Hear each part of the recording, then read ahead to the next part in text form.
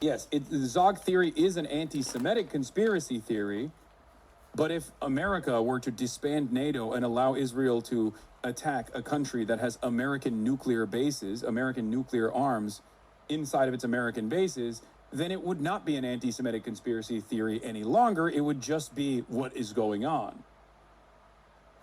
Like that is the point that I'm trying to make, which it would literally just mean that like Israel does control America completely.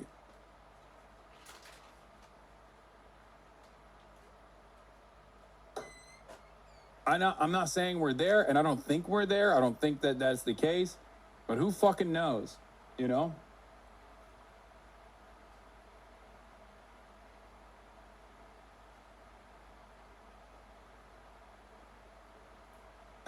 That term comes from the Turner Diaries. Yes, I know it does.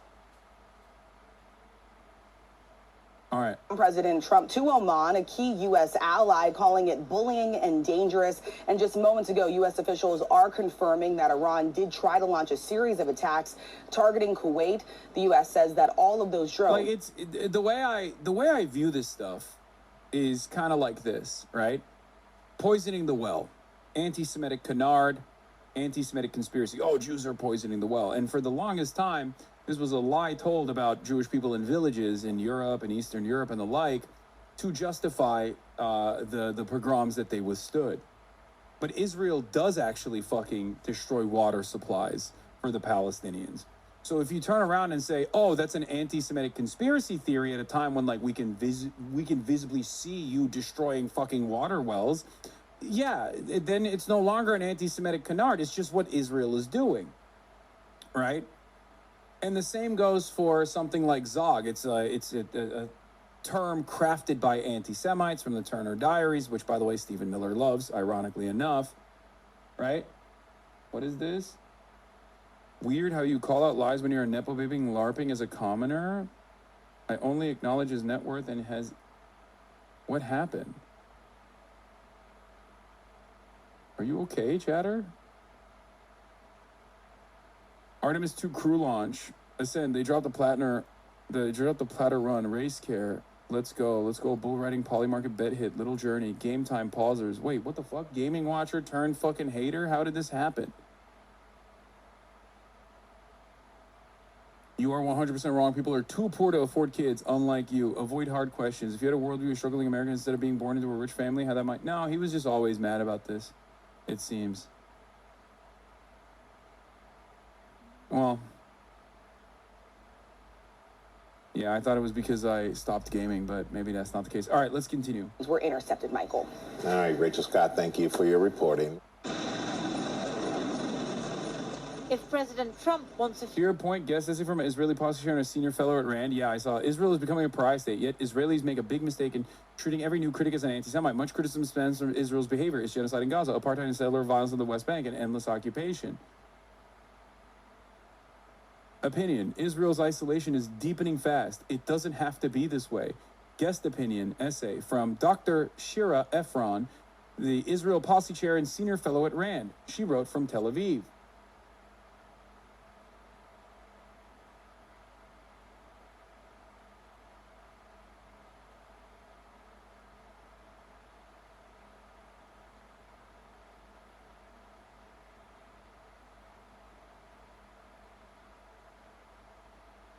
Yeah, you said before, when you're calling something blood libel, check first if there's blood. If there is, then it's not libel. I didn't say that, but it is true. That's a good take. So I will be stealing it in the future. But yeah, that's my principle. I seek truth from facts. I look, I check, I verify, and then I make that assessment. And there have been plenty of instances where I look at something that Israel has done that's like unbelievably heinous, where I'm like, is this a fucking anti-Semitic statement about like the Jewish state, right? Even though I oppose this framing. Like, are they just slandering Israel's reputation or something because it's like the country where a lot of the Jews live? Is that the reason why people are saying this? And then I check, I verify, and then I do realize, like, no, Israel is genuinely doing shit that is so unbelievably heinous that it kind of feels like it is an anti-Semitic conspiracy theory.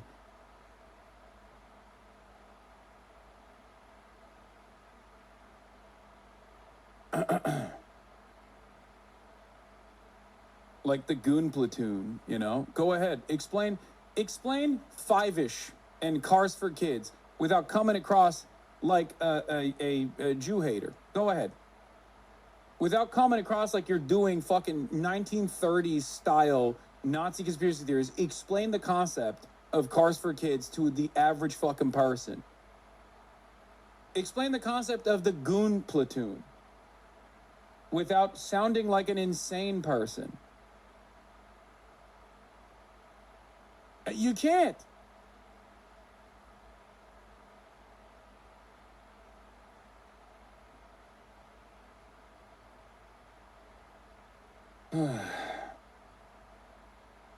Yeah, I mean, like there are obviously very clear examples of people just like not knowing anything and then falling for the nonsense. Like when people would say stuff like Israel would never bomb a hospital during the El Ahly courtyard bombing. You remember? And I was like, Israel had literally bombed that fucking hospital 2 days prior. What are you talking about? And people were like, you're a fucking anti-Semite, dude. You're a misinformation peddler. Clearly, you're lying about my beautiful ally of America. This was early on, so a lot of people didn't realize that, no, Israel bombs hospitals all the time. It's their favorite fucking activity, as a matter of fact.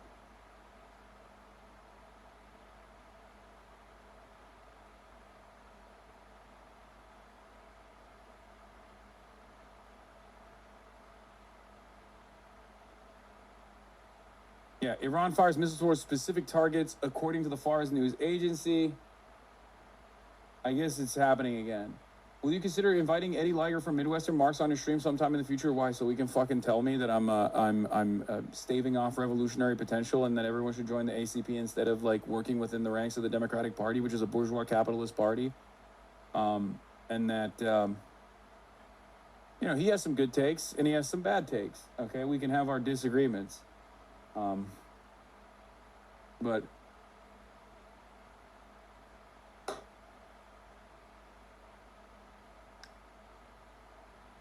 in any case, let's continue.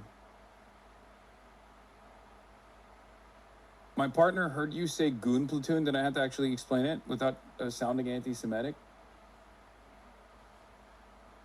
Yeah, okay. So we'll look at like Israel's popularity waning and shit like that. Secretary Besson says the U.S. will not tolerate any effort to impose a tolling system in the Strait of Hormuz. Oman, in particular, should know that the U.S. Treasury will aggressively target any actors involved, directly or indirectly, in facilitating tolls for the Strait, and any willing partners will be penalized. And now Iran has launched ballistic missiles. So a lot of the information that we're going to be looking at here is now outdated. Few days to think. The Iranians are giving him something to think about. These, they say, are missiles launched this morning. What is this? Apparently targeted at a US base in Kuwait after an overnight American strike on Iran. I don't think Turkey and Israel are going to war anytime within this decade. Turkey is the country that supplied Israel industries with energy, steel, and also food throughout the genocide. I think a more realistic scenario is Erdogan and Israel both expanding to Syria and possibly coming face-to-face to bark at each other. They will then use this tension to consolidate the regime's hold within their borders. That's my assessment as well, but I've talked to some people in Turkey, analysts in Turkey, who also have a similar framework. But the only alternative here is Israel's endless appetite for destabilization, death, and destruction. So who fucking knows? Oh my god. Oh my god, Kai just farted so bad. That is crazy. Oh. It's gross. Right. Following the aggressive U.S. military attack at dawn today on a location near Bandar Abbas International Airport using aerial projectiles, the American base from which the attack originated was targeted at 4:50 a.m. The Islamic Revolutionary Guard Corps warned... Yeah, I'm gonna hit that place, dude, for that fart. Punish her for the fart. ...that the response was a serious warning to make clear to the enemy that aggression will not go unanswered. For the 20,000 seafarers stuck on ships near the Strait of Hormuz, a deal can't come soon enough. The proposed 60-day memorandum of understanding would reportedly require Iran to open up the waterway in exchange for sanctions waivers on Iranian oil, while the nuclear program would be subject to negotiation. So they were going to spend... Yesterday, Trump added another complication, threatening the Gulf state of Oman, which shares the Strait of Hormuz with Iran and has never said it would charge a toll. It's international waters, and Oman will behave just like everybody else, and we'll have to blow them up. They understand that. They'll be fine. Such belligerence must have come as a surprise to the Sultanate of Oman, which provides a logistics hub for the US Navy and has hosted negotiations between the Americans and the Iranians. The people of Lebanon are pretty desperate too. Today, for the first time since the putative ceasefire, Israel hit the southern suburbs of Beirut. Iran has said that any deal must include Israel and Hezbollah, which is maybe why the Israelis are hitting hard now, before Trump tells them to stop. The Israeli Prime Minister, visiting troops in the Jordan Valley today, said he was on the phone to the US President every day. He didn't sound like a man pushing for peace. Now we attacked in Beirut. We attacked in Tyre yesterday. Our forces crossed the Litani. We are hitting them, and we will hit them very hard. We will solve the drone threat. The struggle continues. It has no end. It's so funny. Like, yeah, good luck restraining these guys. I mean, we have unbelievable power over this country. I just want to fucking point this out one more time, okay? We have insane power over this country. We could get them to stop all of it. And that's what's so fucked up. Don't say we do, question mark. Yes, we do. That's what's so fucked up about it. Because literally tomorrow we could cut off all arms sales. Like, it's that simple. One fucking phone call. Trump could literally be like, dude, enough. What are you doing?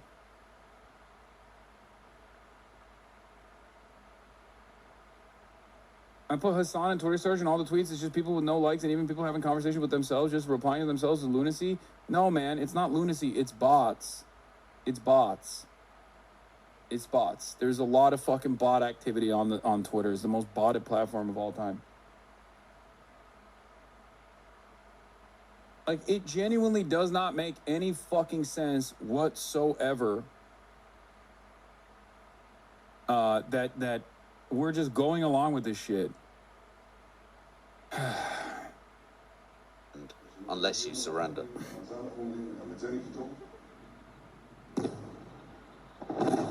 An Israeli attack on the port city of Tyre. Israel now says all of southern Lebanon is a combat zone, as Hezbollah continues to launch drones. The Israel Defense Force has flattened entire villages in the south. For those whose homes have been destroyed, there was no ceasefire, and no deal between Iran and the US will bring back what they have lost. Lindsay Hilson, well, now over to Washington, D.C., where the U.S. Treasury Secretary Scott Bessent has just begun giving an update. Kate Fisher has more. That's right, Krish. He has just started speaking in the briefing room behind me. He's yet to get to the topic of Iran, but we will stay listening. But even if Donald Trump decides to sign off on this ceasefire agreement, it would be the biggest diplomatic breakthrough since the beginning of this conflict. But he is yet to give any comment on it. And of course, we have been here before several times now. Even just on Saturday, he took to his Truth Social platform to say that a deal was largely negotiated and it would be announced shortly. But since then, the US... Like, I don't know. I don't know what it is. I don't know what is, like, the leverage, you know? I don't know what could be the reason. Is it stupidity? Is it the idea that, like, America feels trapped in this situation and therefore can't get out of it without, like, escalating?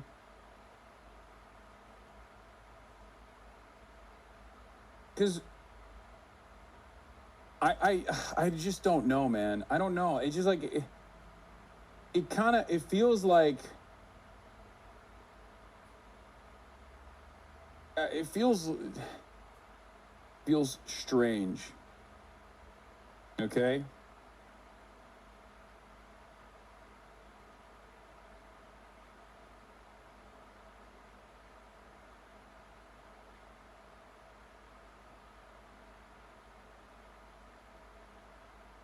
Have you seen the FPV videos? They're absolutely insane. No gore. Yes, of course. We've been looking at them on stream. Mexico should send you their new gear pronto. That jersey is crazy fresh. I have the new one as well. My mom was in Mexico recently. She got it for me. I love the Mexico jerseys.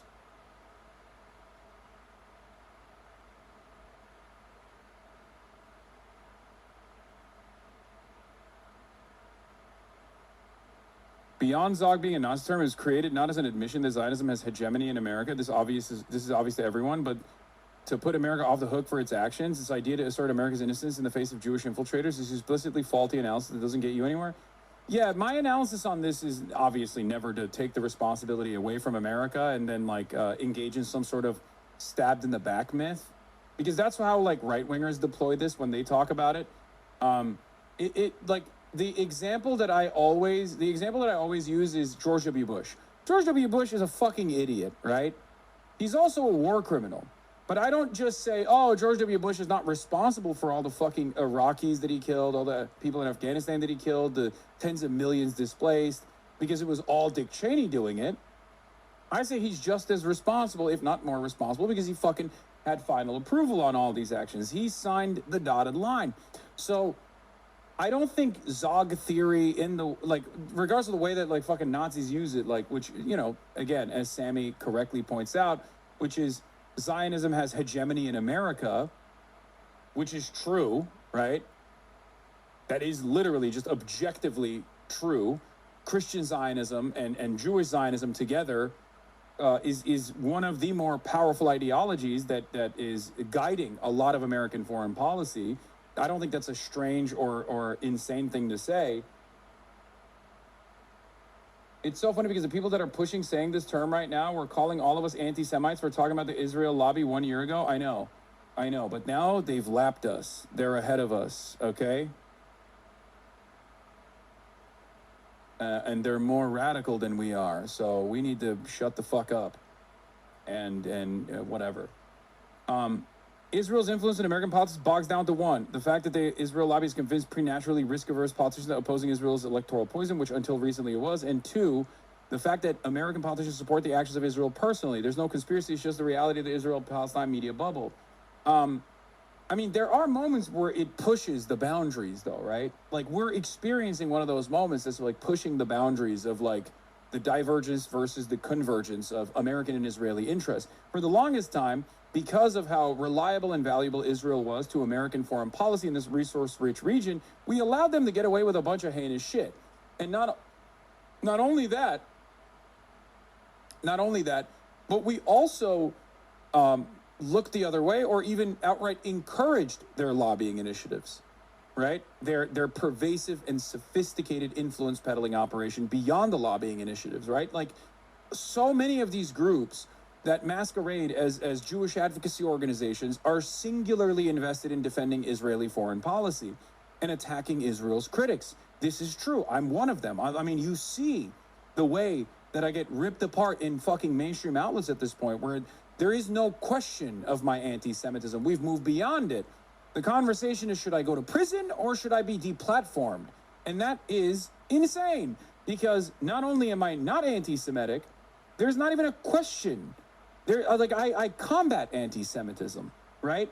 And people still believe that I'm doing this for some kind of self-defense purpose or whatever. No, it's because I truly fucking don't believe that Jews are monolithic and the international Jewry has this grand design, and that's the reason why America's doing the shit that they're doing. I don't think Jewish hypnosis is a real thing. I don't think, does Israel blackmail people? Certainly. Does Israel assassinate people? Certainly. But that's not the guiding principle that is anchoring American foreign policy in the region. So the point that I'm making here is that it's not a secret. It's not a secret that if you oppose Israel and if you oppose Israel's malign influence on American foreign policy, on American domestic policy, you get slammed with unlimited bad faith smear attacks. Okay? It's not a fucking secret. It's just the truth. And everyone can see it. That's true. And I think for some people, they are afraid of that. They see the way that I get disparaged, or they see the way that other prominent critics of Israel get fucking disparaged. And they're also somewhat friendly with liberal Zionists or ultra Zionists. It depends on what your personal political ideology is, right? The fact that like AOC will still do a meetup with like a liberal Zionist group, the lady Amy Spitalnik that recently called me an anti-Semite for saying Jake Auchincloss was an Israel First Democrat, and she claimed that I was doing dual loyalty tropes because he literally came out and endorsed a fucking Republican majority Senate, which was unbelievable. He was like, Plattner is irredeemable, and no, I will not be endorsing him. So you're endorsing, again, a Republican majority Senate to hope, you're hoping that Susan Collins wins the fucking race then. That, the underpinning motivation there is because Graham Plattner is anti-Israel. That's it. It's not because, oh, you're offended by the fucking totem cough, which I'm sure it is offensive to you. I didn't even know Jake Auchincloss was Jewish, by the way. I thought he was just like another jarhead dipshit who's like super fucking pro-Israel and super pro-American empire. But it turns out he's also Jewish. I only found out after everyone was like, this is anti-Semitic. But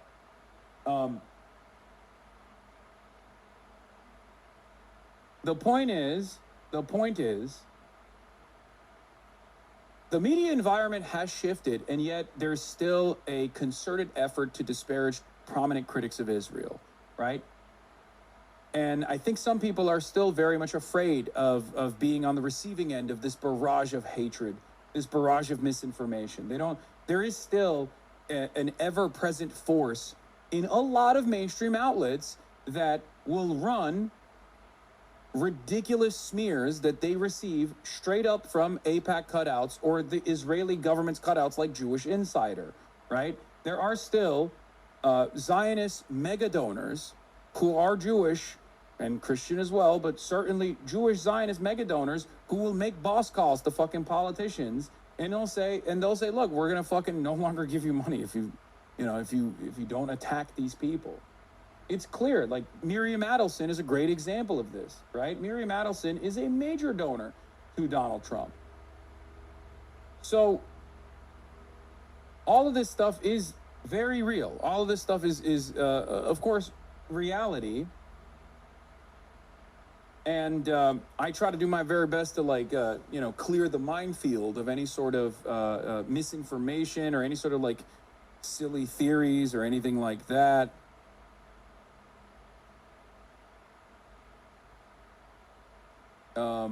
And try to do my very best when I cover this kind of thing.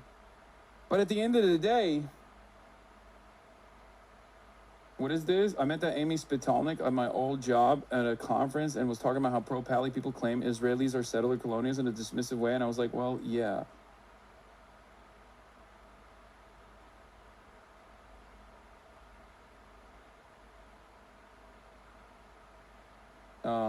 Norm covers the topic in the interview I sent yesterday. Yeah, I'll look into it. Yes, my eye is swollen. I got fucking bit by what I assume is a mosquito, but it could be a spider, because it swelled up. I don't know why.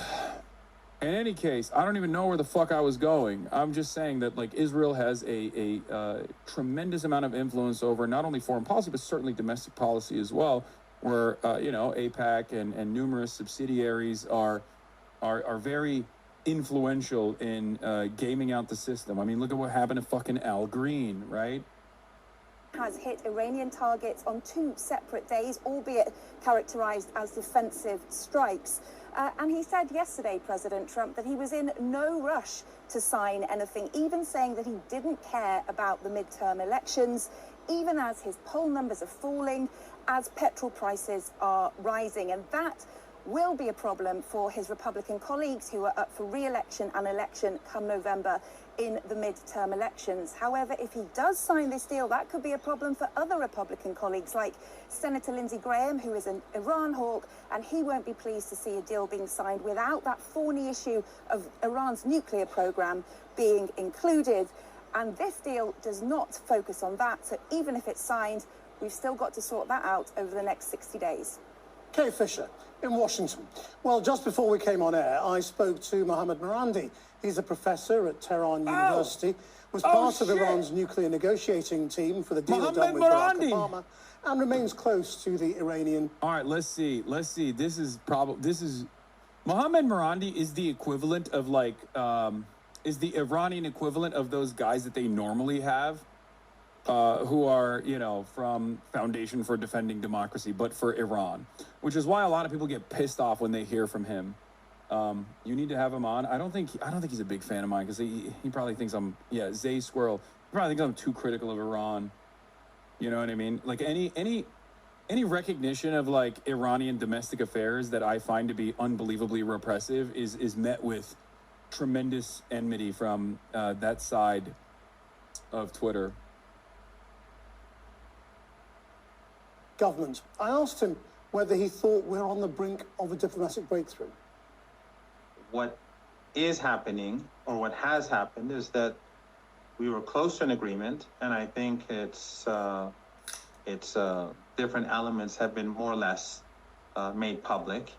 But then Trump walked away. We saw his rant yesterday, and the United States also carried out aggression against Iran last night, and that has made the Iranians very suspicious. But the Iranian position is not going to change. Iran is not going to become flexible after Trump's rant.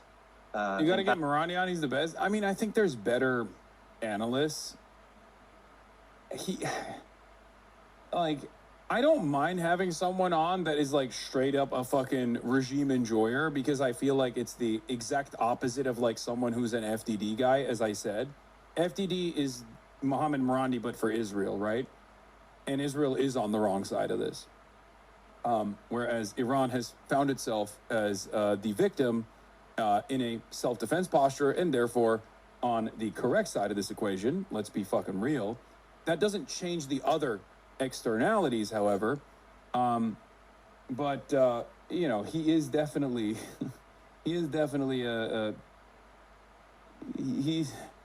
he goes a little too hard, in my opinion. Okay. If it's anything, it's going to be the opposite. There are two versions of the deal sort of out in the public. One of them says the Strait of Hormuz will be opened with unfettered access and no charges to any of the ships. The other says Iran will be able to keep charging for the traffic through this international water. Which one is Iran's position, as you understand it? I think it's pretty clear. Iran will remain in control, and Iran believes that there are environmental issues, there are insurance issues that will definitely have to be dealt with. So you can read into that all you like, but I think it's pretty clear what they're saying. Now, one of the things the Americans obviously want is a guarantee that Iran won't pursue a nuclear weapon. Is that something Iran would say, given it was essentially its position before? Look, the Americans know that Iran is not pursuing a nuclear weapon. The Americans know that Iran was never pursuing a nuclear weapon. Joe Kent said that in his resignation letter. Tulsi Gabbard said it under oath.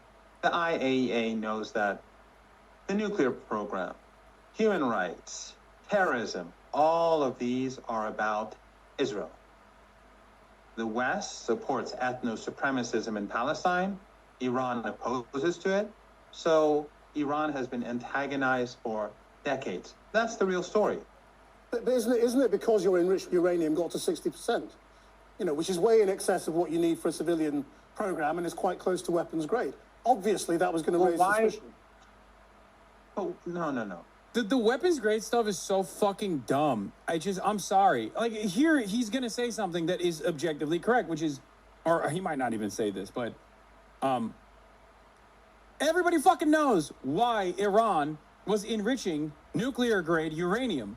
It was not so that they can have nuclear arms. It was so that they can have leverage to delete the fucking sanctions. I don't know why this is a major point of contention all the time. It's like mainstream media. You don't have to always lie at the behest of the organ. You don't have to always operate as an organ of propaganda for the state, okay? You can have independent thoughts. You can look at the situation, for example, like the JCPOA, and realize that Iran was actually playing ball with the United States of America. Why were they doing that if they were so ambitious about developing nuclear arms? It's so fucking stupid. It is so obvious that the arrangement that they had was specifically for leverage. We all know it, but we act like we don't understand that was strategic ambiguity on Iran's part to keep leverage. Yeah, it's just so stupid though, because like factually accurate information being analyzed by people with 3.5 fucking brain cells proves that this wasn't an ambitious program to fucking engage in nuclear proliferation. If that was the case, they wouldn't have fucking dealt with the JCPOA. They would have just built the nukes. Fuck. It's one of the things that makes me mad the most is like people that know better that play stupid when they have this conversation. And it's even worse when they end up believing the stupidity. It's very frustrating. Why did Iran produce enriched uranium at 60%? Because we had a nuclear deal and we made significant concessions. The United States, under Obama, cheated us. And then under Trump, they exited the deal. And then the Europeans and the British, instead of compensating, they obeyed Trump. And then after 2 years, the Iranians resumed their program. And they enriched uranium to 60%. As leverage to put pressure on them. They know that, we know that, everyone who's been following the case knows that. But this is not about the nuclear program. This is all about supporting this genocidal regime in Palestine. So do you think we are going to see progress? I mean, you're sounding quite hopeful that there is a lot of agreement. No, I'm not hopeful and I'm not skeptical. This is Trump. And I don't think anyone has an answer. But whatever happens, the Iranians will make sure that the United States fulfills its obligations, unlike on previous occasions. And can you just give us an insight into that? I mean, because you were at the talks in Pakistan, weren't you? I mean, give me a sense of sort of how difficult it is to negotiate with the Americans from what you saw. The Americans are not in charge. The Zionist lobby, the Israeli regime, Netanyahu, these are the ones who are in charge. They're the ones who are controlling the fate of the West. Professor Morandi, thank you very much. Thank you. So it's day 90 of President Trump's 4 to 6 week war in Iran. Earlier this week, President Trump and his seniors implied we were just a couple of days away from potentially getting a peace deal on the table. Yet overnight, there was a series of tit-for-tat strikes between Iran. Stop sending me Instagram links. Stop. Iran and America, leading to the US claiming that Tehran... I did see this. Is very funny. Jacob Kornblue posts interview with Josh Shapiro and Jonathan Martin of Politico, where Josh Shapiro says, denying AIPAC money is silencing Jewish voices is so funny. Dude, like, when I see stuff like this, it is hard for me not to develop the unconditional anti-IDPOL reactionary position, because it's so cynical. What the fuck do you mean an unbelievably powerful propaganda and influence peddling operation of a fucking nuclear armed foreign nation state that has gotten $380 billion from the United States of America is actually the equivalent of Jewish voices? What are you saying? There's no other group that you can do this for. You understand? None. Imagine it's like, you shouldn't get any money from ExxonMobil. Oh, wow, I guess you're silencing WASP voices. What the fuck? Yeah, rejecting Rejecting money from the Chinese party of the Communist Party of China is rejecting Chinese voices. You're rejecting Asian voices. Wow, you're silencing Muslim voices if you fucking reject Saudi money. What the fuck? It's ridiculous.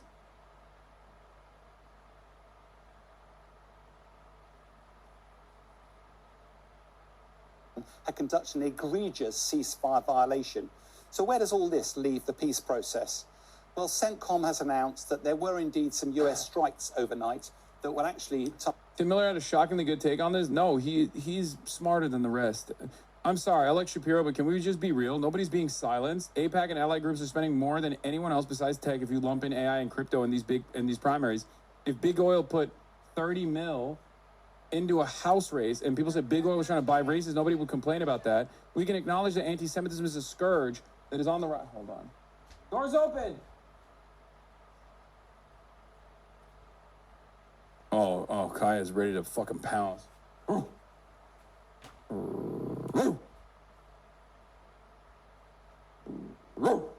Kaya. She's monitoring the situation. I have a guard dog, dude. I have an actual guard dog. He's a literal guard dog, bro. Kaya! Kaya! Come here! Hey.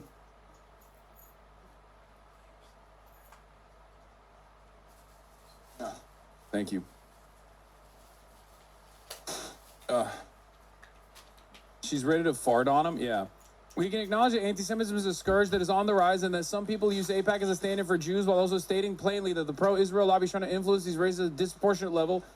Both of those things are happening. The former won't be helped by pretending like the latter isn't. Yeah, it is ridiculous. It's so fucking ridiculous. Holy 200, I know. 200 consecutive streams, goddamn.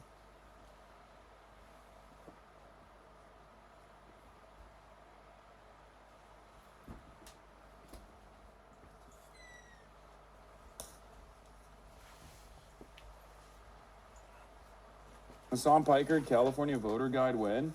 My California voter guide is the same as the fucking DSA LA, baby. DSA voter guide. DSA California.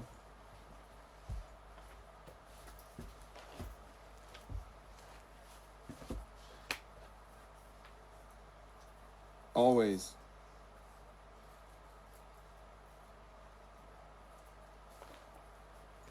I mean, on mayor, go with your heart.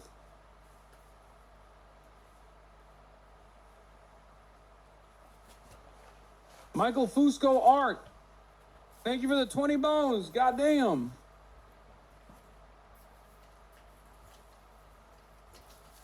Yeah, California is fucking cooked. Targeting 5 one-way attack drones. Worst take. Fuck DSA LA. Okay, dude. Launched out of Bandar Abbas, just to the north of the Strait of Hormuz, and also attacking a 6th that was actually on its launcher. Now, all of this is a similar location to the strikes that happened on Monday, when America said that they targeted missiles, but also fast patrol boats that they claim were laying mines in the Strait of Hormuz. No great surprises that Iran has a very different story around the strikes. They claimed American warships had been making their way towards the Strait of Hormuz, and that had triggered these attack drones getting launched. They also turned around and said that they would take retaliation action against American strikes against the American air base in the region. And we can see from here there are quite a large number of our American air bases. Now, CENTCOM has actually announced that there was indeed a ballistic missile strike around about 10 o'clock local time last night that was intercepted in Kuwaiti airspace. We don't know exactly which of the bases were being targeted, but that's where it was intercepted. Although it looks like a gross ceasefire violation, in reality, both the actions of America and Iran look relatively measured. Why is that important? Because if we had got American casualties, particularly military casualties, then there would be a grave risk of escalation. It does appear as if both sides were trying to avoid that. Meanwhile, the Israeli... Treasure Train, 35% off.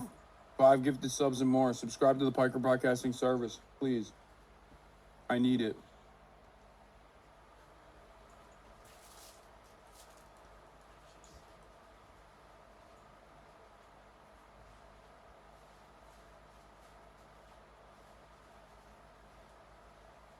As always, big prompt. What Kami says? Holy shit. 50 bones.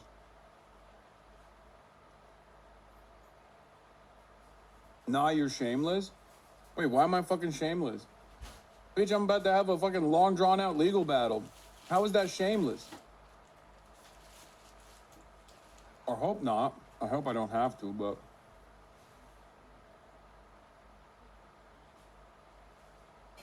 What the fuck do you mean?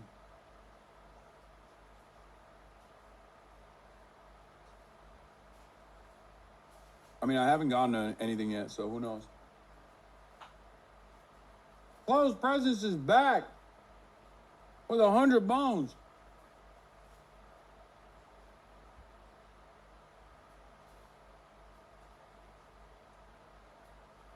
Are we gonna address the Dave Rubin bullshit? What the fuck did Dave Rubin say?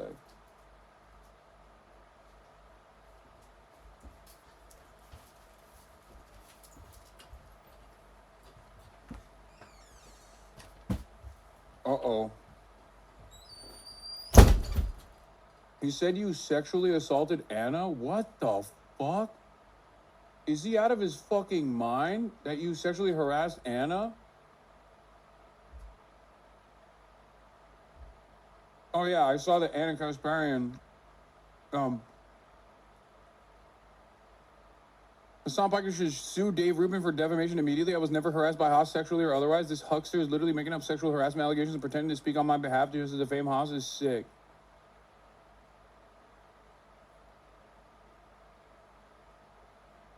And he literally told me they asked him to work from home because of all the sexual remarks he was making to you and other females there, and you couldn't believe that that was a punishment. Maybe you blocked it out, but that's what happened. That is crazy. He's just straight up fucking lying.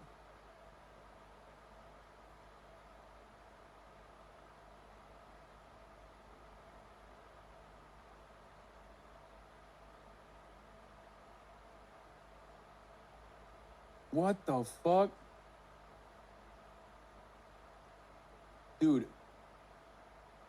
Man, people who are... Dude. Desperate times, I guess.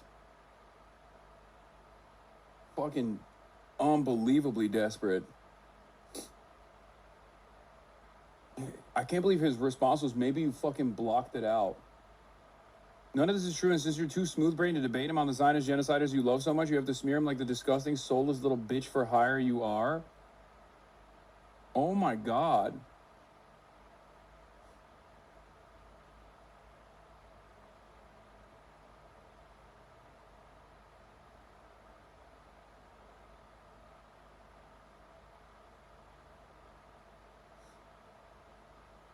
Incredible. Defense forces are expanding their operations in southern Lebanon. Why is that? They were originally working to this defense zone here, but it appears that the Hezbollah forces are using long-range attack drones more widely, and therefore the Israelis are having to push the Hezbollah forces even further out.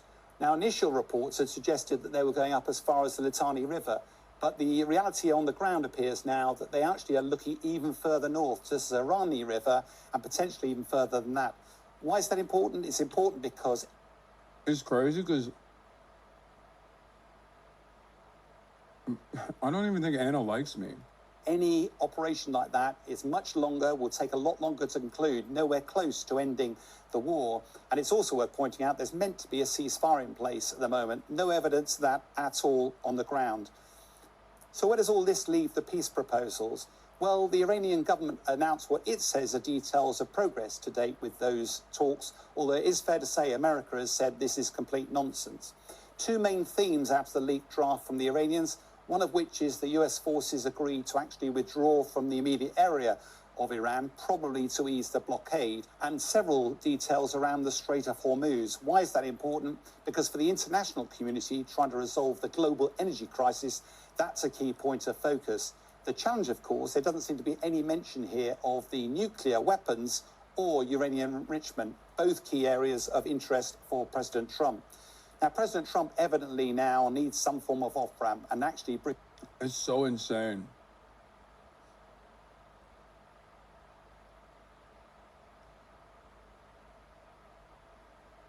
That's probably why Dave thought he could get away with it. Assumed Anna would buy into the grift since she doesn't like you.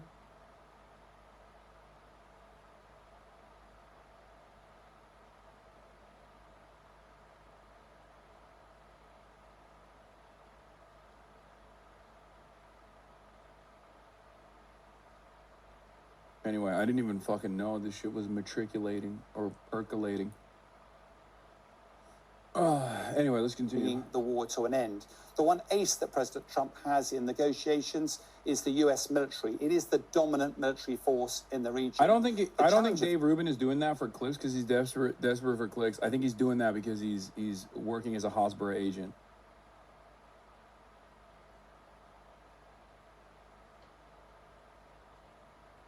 He's very pro-Israel. Course, is that the U.S., despite success on the battlefield, that has not translated into strategic success in their war. Secondly, each time the U.S. conducts operations against Iran, it triggers a response from Iran, often with unintended consequences for the region. And thirdly, every time the U.S. threatens action, it actually undermines trust and confidence in the peace process, which of course will be essential in any form of negotiation. The harsh reality, though, in all of this is that President Trump has got very limited options available to him, and he is under pressure to bring this war to an end, particularly domestically with midterm elections due, but also getting the inflation rate down in America and reducing the price of gas. President Trump also knows, though, that any deal done with Iran will be scrutinized heavily, particularly around any nuclear arrangements. And President Trump knows that his legacy will be intrinsically linked to whether he can secure a better deal than that was done in 2015 by President Obama. From where we sit today, that looks an incredibly difficult challenge. We have breaking news overnight on another critic of President Trump being targeted by his administration. The Justice Department has started a criminal investigation of E. Jean Carroll, the author who sued Trump. She won a pair of multi-million-dollar settlements in connection with an alleged sexual assault in the 90s. Our national correspondent. This is also crazy. Trump is just basically weaponizing the DOJ. Another one of your ops got arrested. Students for Trump co-founder Ryan Fournier arrested on domestic violence charges allegedly yelled, "Do you want to die today?" MAGA dude.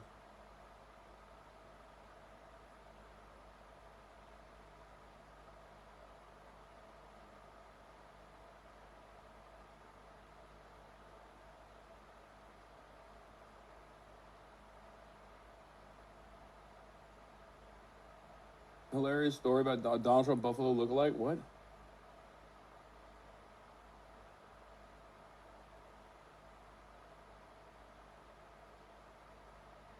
Ugh. But before we get into that, there's some more stuff that I wanted to cover. New York Times, U.S. is developing workarounds to funnel money to Iran without direct payments.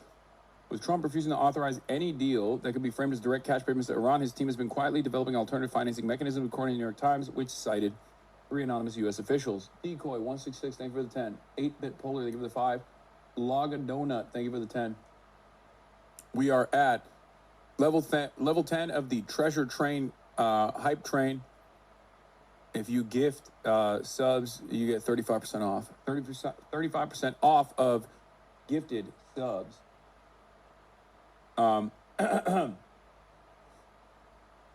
Gulf Arab states have been lobbied by Trump and his team to underwrite Iran's post-war reconstruction contingent on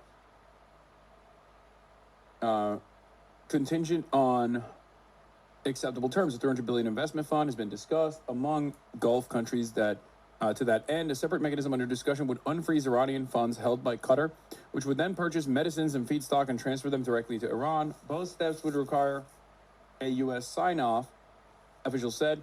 Trump's aversion to direct payment stems from years of attacking the Obama administration over pallets of cash delivered to Iran as a part of the financial settlement timed to the 2015 Iran nuclear deal. The most challenging sticking point on any form of deal, the official said, remains the fate of Iran's highly enriched uranium.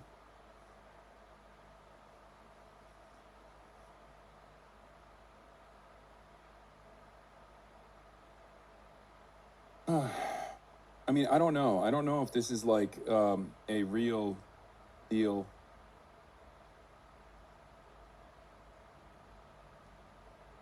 Given how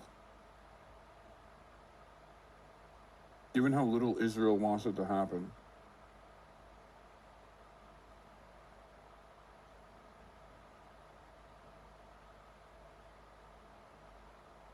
Mallory McMorrow, running for U.S. Senate in Michigan, says Democrats have an anti-Semitism problem. Unbelievable.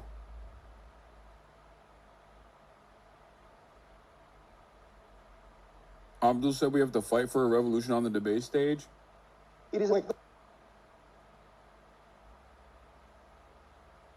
People can't afford to wait for a revolution that may never come. well, I'll tell you this, revolution's definitely not coming if we're not fighting for it. So let's play a game. If you're on the stage and you have never taken a corporate PAC check from Blue Cross Blue Shield, raise your hand. Anyway, all of that is to say, I think we really can fight for a world where everybody can be guaranteed health care. I think we really should fight for that world because too many people in this country are going without the health care that they need and deserve. $225 billion in medical debt. 225, that's bigger than the GDP of half the states in this country. Thank you, sir. No, I'm not done yet. Now, we're running out of time. Let me just finish. I just want to say one more thing. It is important for us to recognize that all of these issues go back to how we finance campaigns, and it just keeps coming back and coming back. Thank you. We've heard. Thank you. People can't afford to wait for a revolution that may... Damn. Banger.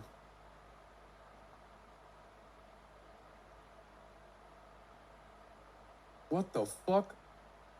Michael Fusco art. Jesus Christ. 400 bones? I've never seen anything like it, bro. Look at this. Oh my God. All right. Make it fucking rain if you want. If you like the soundboard, make it fucking rain. Okay? If you like the soundboard, you know what you need to do. Okay? We are at level 11 completed, level 12. Hype train. 35% off, 5+ gifted subs. God damn. Yeah, if you still haven't gotten anything, you got to use your Twitch Primes, dude. That's crazy. There's a million fucking gifted subs in the chat. If you still haven't received a gifted sub, then you're out of luck. You got to use your own. You got to make your own luck.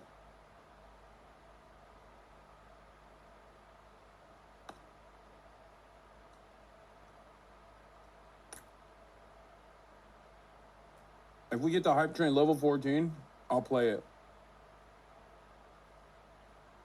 Holy fuck.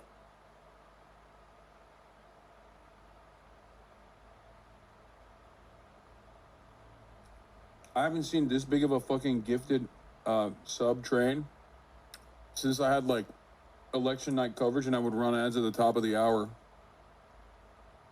God damn. I need to farm subscriptions more, honestly. Oh shit, we're at level 14. Did I say level 14? I meant level 15. That's what I meant.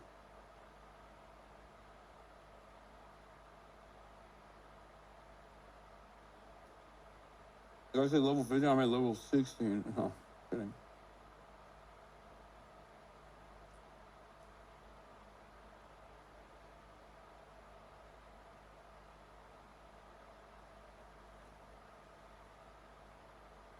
Uh-oh. Almost there at level 14 at the end.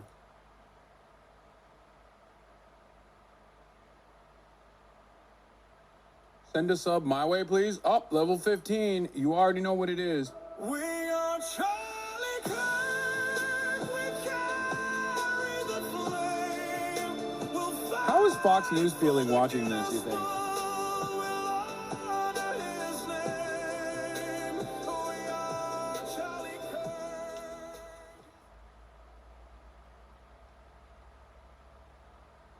And then he did a hype train where legions of adoring fans gifted him hundreds of gifted subs. And then he played We Are Charlie Kirk.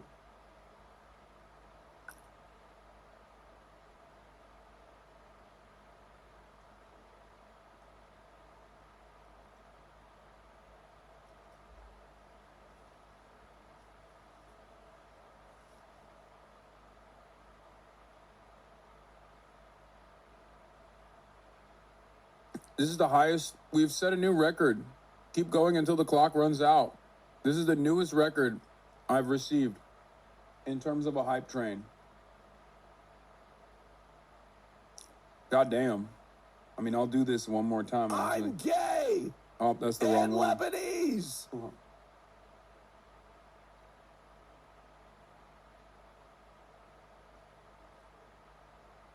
People want more. People want to get more quirky with it. Okay. What about? Blammo! What about? Blammo! I hate white people. I hate white people. Whoa, Austin, chill.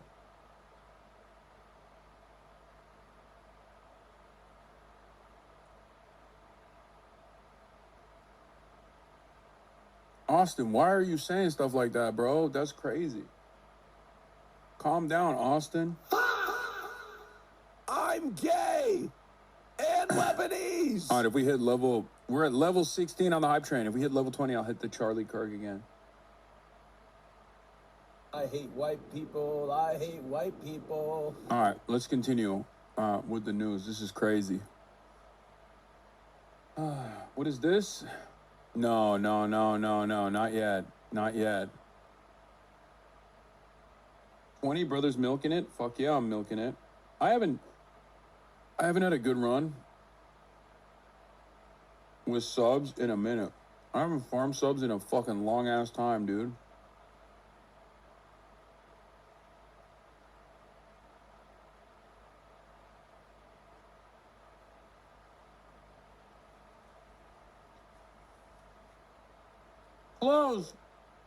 Close presents, what the fuck?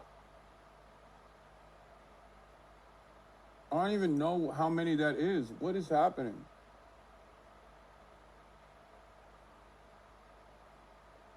It didn't even show up on the leaderboard because it's so busted.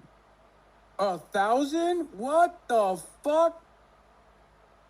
1,000?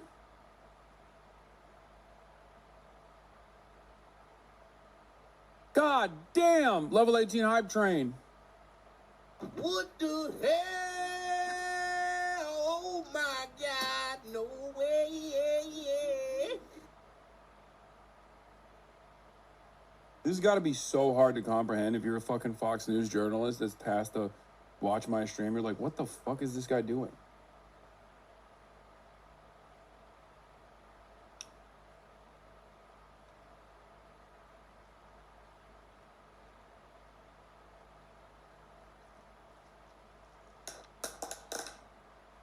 Was it you or Vinny that would rip shirts for subs? It was definitely not me. That sounds like some goated shit that my goat Vinny would do. Level 18 hype train almost over. 3 minutes and 28 seconds left. Oh, you mean Will? Yeah, Will does that. Have you ever done a subathon? No. Would you? No. Brother, my life is a subathon, if you haven't noticed. I stream every single day. The only thing I don't do on camera is fall asleep on camera. So why would I do a subathon where I just basically also fall asleep on camera too and then work out on camera as well?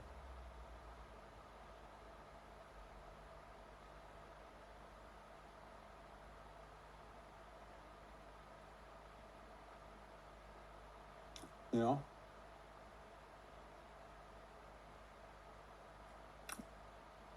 Uh-oh, we're about to be level 19.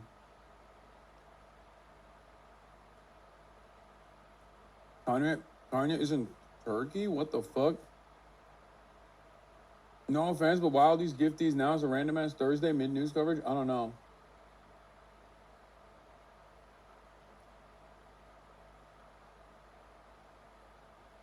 Oh shit, about to be level 19.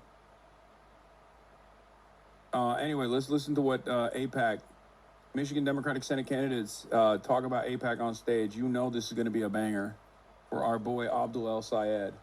Haley Stevens. Fuck a subathon, bro. Where's MGS3 sleepover stream with Will? We're going to do a fuckathon. We're not going to do a subathon. We're going to do a fuckathon. And a Toyota-thon.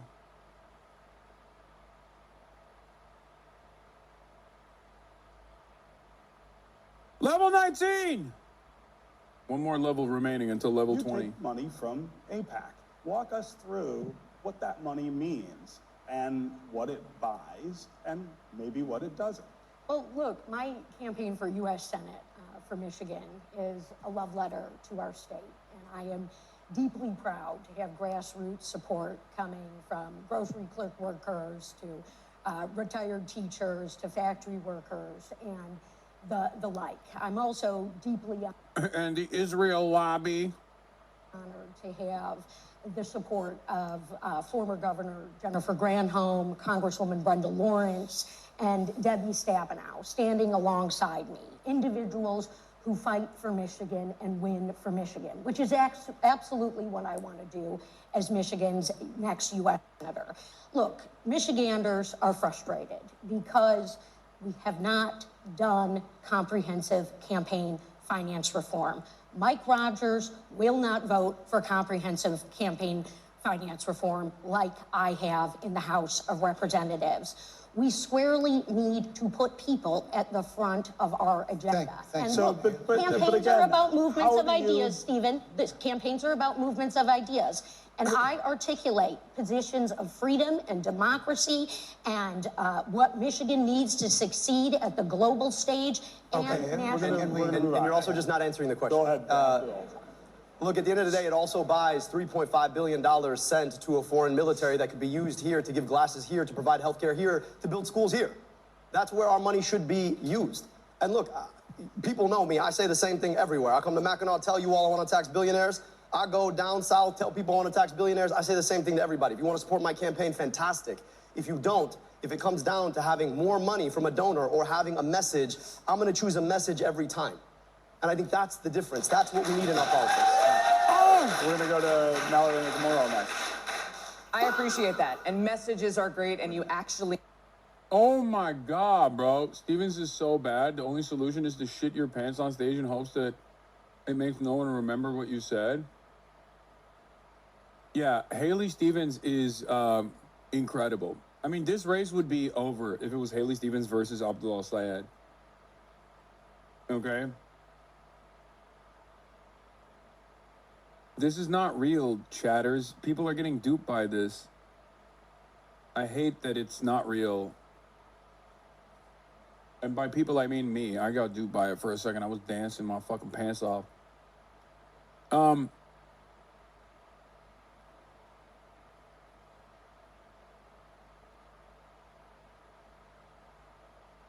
Stevens giving the weakest what Michigan means to me answer was a surprise. Thought she nailed in that closing statement. Yeah, this, dude, this debate is, here, I'm going to tell you exactly what it was going to be, okay? Haley Stevens comes up and says, my campaign is a love letter to Michigan. I love Michiganders. Michiganders want me to take billions, or want me to take tens of millions of dollars from Israel. I love Israel. I close my eyes, I think about Israel all the time, which is what Michiganders care about. And then Mallory McMorrow comes up and says, oh, well, you have great ideas, but the reality is I'm actually pragmatic, and I don't think better things are possible. I think modestly, marginally, incrementally better things are possible, okay? And that's what Mallory McMorrow is going to say. And then Abdul's like, I will literally physically engage fascists if necessary. I put up 3 plates. I've never taken a single fucking dime from a corporate PAC. And we have to start punishing ICE agents, and also billionaires are the enemy. And then everyone else there looks silly in comparison. Everyone else looks fucking silly in comparison on that stage, because he's just like, this is it. Level 19 at 10. Oh no, we're not going to make it to 20. It's 9 seconds remaining. We are not going to make it to 20. Michael Fusco on. Oh my God, he put it at 100. Oh my God! Okay, this is a special level 20 hype train. Level 19 complete. We're at level 20 hype train, so of course we have to do this. A banger. This is like soundtrack to a meet cute love story in Hawaii. Okay. Yeah, we got the Chinese version if we get level 22 hype train. Level 22 hype train, we played the Chinese one. I'm sorry, but this one is stupid hard, bro. I mean, straight up. This actually went fucking stupid hard. This is literally 50 First Dates soundtrack music, like straight up. Like, this fits in the score of a movie where Adam Sandler is the main character, and you got the Paved Paradise, Put Up a Parking Lot, la la la la, in one of the songs in the rotation, and then this song comes up. When you're driving your fucking convertible vehicle, okay, you're driving your convertible to this girl's, the first date that you're gonna go on with this woman, okay? And this is blasting in the background. But his voice remains. It's just... Yeah, Rob Schneider is there for some reason. He's getting into some goofs.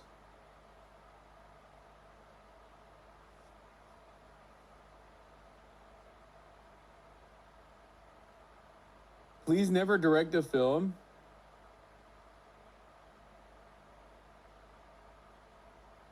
Yeah. Adam Sandler is Charlie Kirk. And Rob Schneider is Erica Kirk in 57 First Dates. Song got my streamer acting like Joe Rogan with AI music, shaking my head.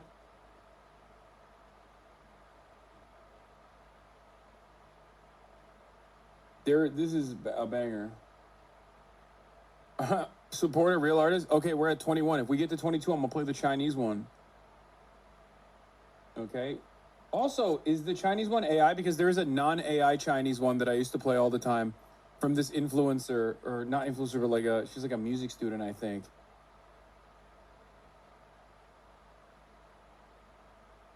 You know there's a real version of this, right? Oh, this is the one, I think. Okay, never mind. This is not even AI.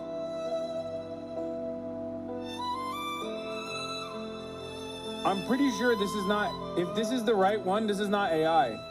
Oh, never mind. This is AI. Sorry. There is one from a woman.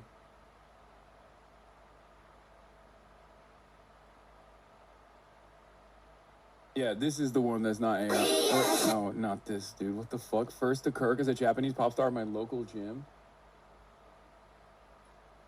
Someone has to have it. It's all AI. No, there's one that's not AI. There's one that's not AI. How have we not? It's like the opera version. It's the Chinese opera version.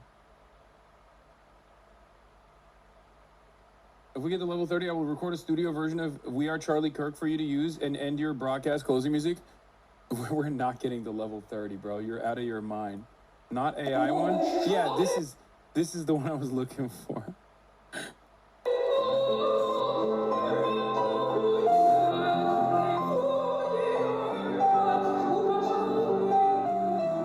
I wish this was longer. This is why black people don't rock with you. You are embarrassing. What? I'm sorry. But I think black people would also appreciate the Chinese opera version of We Are Charlie Kirk.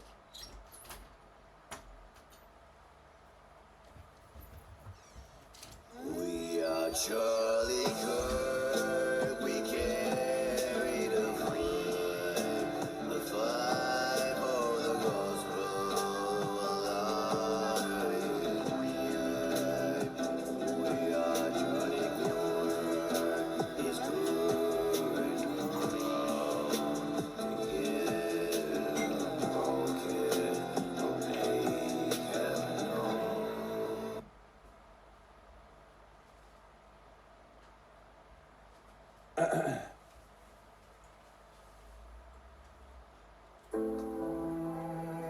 Okay, enough. What am I doing? We're at level 21. We're not getting to level 22 anyway. This is how I know you don't listen to music anymore. Please start again. Even if it's M83 and the strokes in your cute little millennial glasses, please listen to music again. Wait, are these glasses millennial? Am I fucking wearing millennial glasses? What the hell is millennial about these glasses? Support real artists. He did not actually say they tried to tell us that Black Lives Matter. As in, the implication is like everybody obviously understands Black lives don't matter. What?